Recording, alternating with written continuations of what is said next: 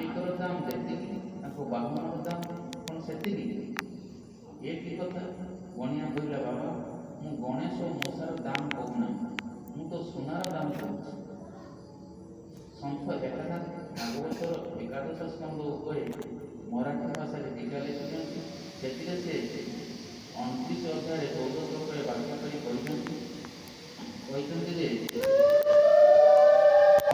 ବିଷ୍ଣୁ ଭଗବାନ ଶ୍ରେଷ୍ଠ ଓ ପୂଜ୍ୟ, ଅଥଚ ଠାକୁର ନିତ୍ୟ ଅପୂଜ୍ୟ। କିନ୍ତୁ ଓଜନରେ ଦୁଇଟିଯାକ ସମାନ ହୋଇଥିବାରୁ ଉଭୟର ମୂଲ୍ୟ ସମାନ ନୁହେଁ। ବାହ୍ୟ ଦୃଷ୍ଟିରୁ ଦେଖିଲେ ଉଭୟ ମଧ୍ୟରେ ଅନେକ ପାର୍ଥକ୍ୟ ଅଛି, କିନ୍ତୁ ସୁନା ଦୃଷ୍ଟିରୁ ଦେଖିଲେ କୌଣସି ପାର୍ଥକ୍ୟ ନାହିଁ। ସେହିପରି ସଂସାରରେ କେହି ମହାତ୍ମା ତ ଆଉ କେହି ଦୁରାତ୍ମା, କେହି ସ୍ୱଜନ ତ ଆଉ କେହି ଗୁରୁଜନ, କେହି ସଦାଚାରୀ ତ କେହି ଦୁରାଚାରୀ, କେହି ଧର୍ମାତ୍ମା ତ କେହି ପାପାତ୍ମା, କେହି ବିଦ୍ୱାନ ତ କେହି ମୂର୍ଖ। ଏହା ବାହ୍ୟ ଦୃଷ୍ଟି। କିନ୍ତୁ ତତ୍ତ୍ୱ ଦୃଷ୍ଟିରୁ ଦେଖିବାକୁ ଗଲେ ଭଗବାନ ହିଁ ସବୁ କିଛି ଅଟନ୍ତି। ଏକମାତ୍ର ସମସ୍ତ ବୋଧରେ ଭଗବାନ ବିରାଜମାନ। ଏକମାତ୍ର ଭଗବାନ ହିଁ ଅନେକ ରୂପ ଧାରଣ କରୁଛନ୍ତି। ଚିହ୍ନିବା ଲୋକ ତାଙ୍କୁ ଠିକ୍ ଭାବେ ଚିହ୍ନିଯାଏ, ସମସ୍ତେ ଚିହ୍ନି ପାରନ୍ତି ନାହିଁ।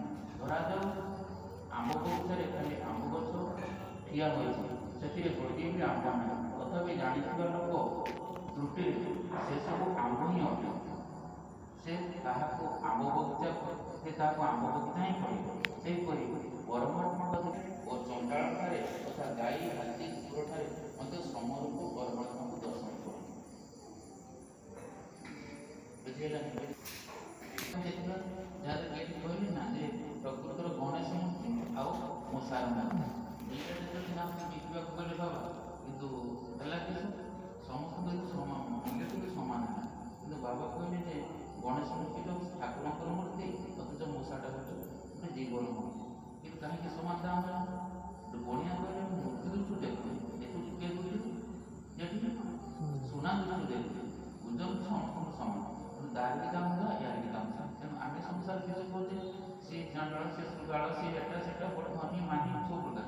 କିନ୍ତୁ ଯେ ଚିହ୍ନିବା ଲୋକ, ଯେ ଜାଣିବା ଲୋକ, ସେ ଜାଣିଲେ ଯେ ଜଗତ ଘଟେ ଜଗତ ନାରାୟଣ, ଜଗତ ହେଉଛି କୃଷ୍ଣମୟ, ଜଗତ ହେଉଛି ରାଧାମୟ। କିନ୍ତୁ ଆମର ସେଇ ଭାବଟା କିଏ ଦିନ ଆସିବ, କି ପ୍ରକାର ଆମର ସେଥିପାଇଁ କହୁଛନ୍ତି ଯେ ଦିନ ଆମେ କୁକୁରକୁ ଦଣ୍ଡବୋଧ କରିବା, ଯେଦିନ ଚଣ୍ଡାଳକୁ ଦଣ୍ଡବୋଧ କରିବା, ତେଣୁ ଯାଇକି ଆମକୁ କୃଷ୍ଣ ଭଜନ ହେଲା ବୋଲି ଆମେ ଜାଣିବା। ତେଣୁ ଏଇସବୁ କଥାକୁ ଆମର ତ ଦେହ ଜ୍ଞାନ ରହିଲା, ମାନେ ମାୟା ମମତା ରହିଲା, ସଂସାର ପ୍ରତି ଲୋଭମୋହ ରହିଲା, କିନ୍ତୁ ଏ ଭାବଟା ଆସିବ କେମିତି?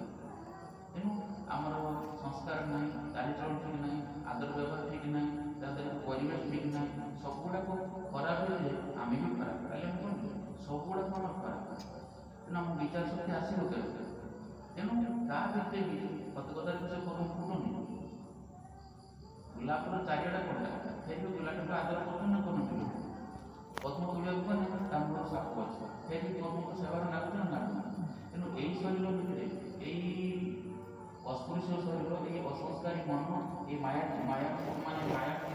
ଶରୀର, ଇଏ ବି ଭଗବାନ ସାବରେ ଲାଗିପାରିବ। କିନ୍ତୁ ଏ ପ୍ରକାର ପ୍ରଥମ କଥା ହେଉଛି ଯେତେଦିନ ଆମେ ବସିଛେ, ଯେତେଦିନ ଆମେ ରହିଛେ, ଏ ସଂସାର ଯେତେଦିନ ଆସିଛେ, ଆମେ ହାସି ଖୁସି ଆନନ୍ଦରେ ଆମ ପାଖରେ ଯେ ଶତ୍ରୁ ଅଛନ୍ତି, କାମ କ୍ରୋଧ ଲୋକ, ତାକୁ ଆଡ଼େଇବା, ଭଲ ଜିନିଷକୁ ନେବା, ତାକୁ ତ୍ୟାଗ କରିବା।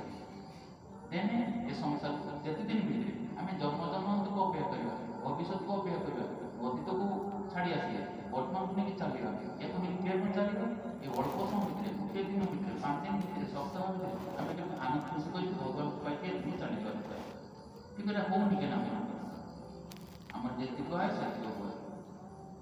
ଆମେ ଭଗବାନଙ୍କୁ ନିଜର ବୋଲି ଭାବି ପାରୁନ ବୋଲି ଆମ ପାଖରେ ପାତର ଅନ୍ତରଟା ରହୁଛୁ, ତାର ନାମ ରହୁଛୁ। ସେଥିପାଇଁ କହିଲା ଭଗବାନ ଯାହାକୁ ଭଲ ପାଆନ୍ତି ତାକୁ ଅତି ନିଜର କରିବେ। ସେ ଥରେ କହିଲେ ଯେତେବେଳେ ଜଗନ୍ନାଥ ବିଷୟ କରନ୍ତି, ଆମେ ଯେତିକି ତମେ ହରିଭଜନ କରୁଛୁ, ହରିଭଜନ କରୁଛୁ ମାନେ କ'ଣଟା କରୁ? ଭଗବାନଙ୍କ ନାମଟା ନେଉଛୁ। କିନ୍ତୁ ଯେଇକି ଭଗବାନଙ୍କ ନାମ, ସେଥିପାଇଁ କହୁଛୁ ଯଦି ଥରେ କୃଷ୍ଣ ନାମ ଥରେ ରାଧା ନେଇ ନେଲ, ଜୀବନ କାଳ ଧୀରେ ଗୁରୁ ଆସିଲେ ଯଦି ରାଧାର ନାମ ନେଲ କି କୃଷ୍ଣ ନାମ ନେଲ କି ଭଗବାନଙ୍କ ନାମ ନେଲ, ଗୋବିନ୍ଦଙ୍କ ନାମ ନେଇଗଲ, ସେଇଥି ପାଖରୁ ତମର ଜୀବନର ଆନନ୍ଦର ମାନେ ମୂଳଦୁଆ ସ୍ଥାପନ କରାଗଲା। ଆଉ ଯେତେବେଳେ ଅଘଟଣ ଅଛି ସିଏ ବି ଦୂରେଇ ଗଲେ।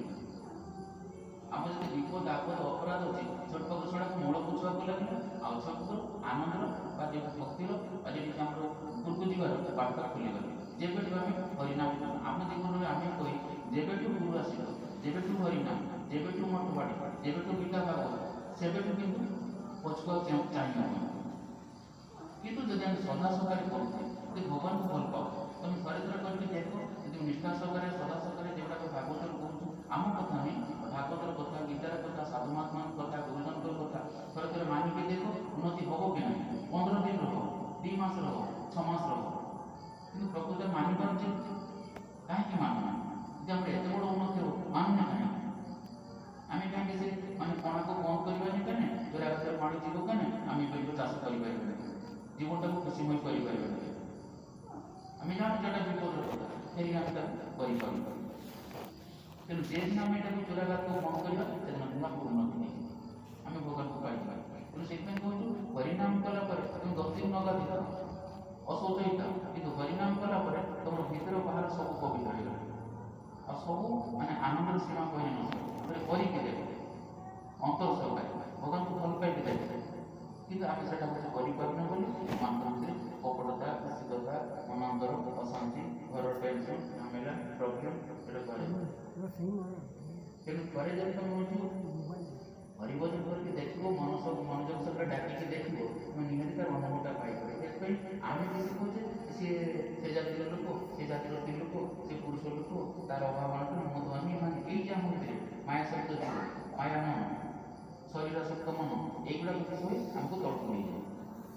ସେ ବୁଢ଼ୀ, ସେ ଛୋଟା, ସେ କଣା, ତାର ଅଛି ତାର ନାହିଁ, ସେ ଅଜାତି, ସେ ଛୋଟ, ସେ ବ୍ରାହ୍ମଣ, ସେ କ୍ଷତ୍ରିୟ, ସେ ମୁସଲମାନ, ଏଇ ଯେଉଁ ଭାବନା ଯୋଗୁଁ ଆମମାନଙ୍କ ତଳକୁ ଯାଏ। ତେଣୁ ଆମେ ଜଗତ କୃଷ୍ଣମୟ ଦେଖିବା କିଏ ଦିନ ହବ এই ଭାବଟା ମନରେ ଆସିପାରିବ। ଆସିବ କେଦିନ? ଯଦି ଗୁରୁ ବୈଷ୍ଣବର କୃପା ହେଇଯାଏ, ଭଗବାନଙ୍କର କୃପା ହେଇଯାଏ। ତେଣୁ ସେ କହିଥିଲେ ଧରେ ମାଳି କିସ ଜଗନ୍ନାଥଙ୍କ କିସ ନା ସବୁଦିନ ଆମେ ଯେ କୃଷ୍ଣ, ତେଣୁ ଆମେ ଯେତେବେଳେ ଚାଲିଥାଏ ରାସ୍ତା, ଆମେ ଯେତେବେଳେ ଭକ୍ତ ହେଇଛେ, ଯେତେବେଳେ ହରିନାମ କରୁଛେ, କୃଷ୍ଣନାମ କରୁଛେ, ତ ପଛ ପଛେ କିନ୍ତୁ କୃଷ୍ଣ ଚାଲିଥାନ୍ତି, ତ ପଛ ପଛେ କିନ୍ତୁ ରାଧାରେ ଚାଲିଥାନ୍ତି, ଯେମାନେ ପ୍ରକୃତରେ କରନ୍ତି। କିନ୍ତୁ ଆମକୁ ସିନା ଜଣା ପଡ଼େନି। ଯଦି ତମେ ପ୍ରକୃତର 24 ଘଣ୍ଟା ଧରି ଗୁଣଗୁଣ କରିକି ଯାଉଥିବ, ହରିନାମ କରୁଥିବ, କୃଷ୍ଣନାମ କରୁଥିବ, ତମେ ସିନା ଜାଣିପାରିନ, ତମ ପଛ ପଛେ କିନ୍ତୁ ସେ ଗୋବିନ୍ଦ ଚାଲିଥାନ୍ତି, କିନ୍ତୁ ଆମକୁ ଜଣା ପଡ଼େ। ମୁଁ ସେ ଆଖି କାହିଁକି ମିଳିଥିବ, କିନ୍ତୁ ଯେଇଠି ନାମ ସେଇଠି ଗୋବିନ୍ଦ, ଯେଇଠି ନାମ ସେଇଠି ରାଧା, ଯେଇଠି ନାମ ସେଇଠି ଜଗନ୍ନାଥ। କିନ୍ତୁ ସେଇଥିପାଇଁ କୁହନ୍ତୁ, ଯଦି ମୋ ଭକ୍ତର ପାଦ ଯଦି ଖାଲରେ ପଡ଼ିଲା, କଣ୍ଟାରେ ପଡ଼ିଲା, ଆମେ କାଢ଼ିବୁନି, ଆମେ ମାର ବୋଲି କହୁଛୁ। ଥରେ ରାଧା କହିକି ଦେଖ, ଥରେ ଜଗନ୍ନାଥ ବୋଲି କହିକି ଦେଖ, ଥରେ କୃଷ୍ଣ ବୋଲି କୁହ, ଗୋବିନ୍ଦ ବୋଲି କୁହ, ସେଇ ସମୟରେ ଦେଖ ତମ ଦୁର୍ଘଟନା ସୁଘଟନା ହେଇଛି। କିନ୍ତୁ ଆମର ହୁଏନି। ଆମେ ବି ଦେଖିଛେ ଆମ ବାବାଙ୍କ ସମୟରେ ଯେତିକ ଦେଖାଯାଏ, ଯେ ମାନେ ଯେବେଠୁ ହଉଛି ଅତି ଅଭାବ, ଅତି କୋଟି, ଅତି ନରାଧମ, ଯେବେଠୁ ସେମାନେ ଦୂରସ୍ଥିତ ହୋଇଛନ୍ତି, ସେମାନେ କେବେ ପଛକୁ ଧରିକି ଚାହିଁନାହାନ୍ତି। ପ୍ରାୟ 50 ଆପଣ ଦେଖିବା ଭିତରେ ସେମାନେ କେହି ଏବେ ସଂସାର କ୍ଷେତ୍ରରେ ଯେମିତି ଉନ୍ନତି, ଆଧ୍ୟାତ୍ମିକ କ୍ଷେତ୍ରରେ ସେମିତି ଉନ୍ନତି।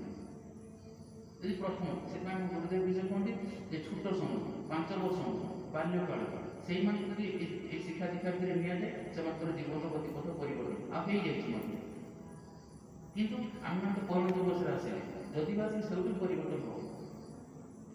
ସେଥିପାଇଁ କୁହନ୍ତି, ବାବା କୁହନ୍ତି, ଥରେ ହରିଭଜନ କରିକି ଦେ, ଥରେ ମାୟା ସଂସାରରୁ ଛାଡ଼ିକି ଦେ, ଥରେ ଘର ସଂସାରରୁ ଛାଡ଼ିକି ଦେ, ତୋର ଉନ୍ନତି ହବ କି ନହବ।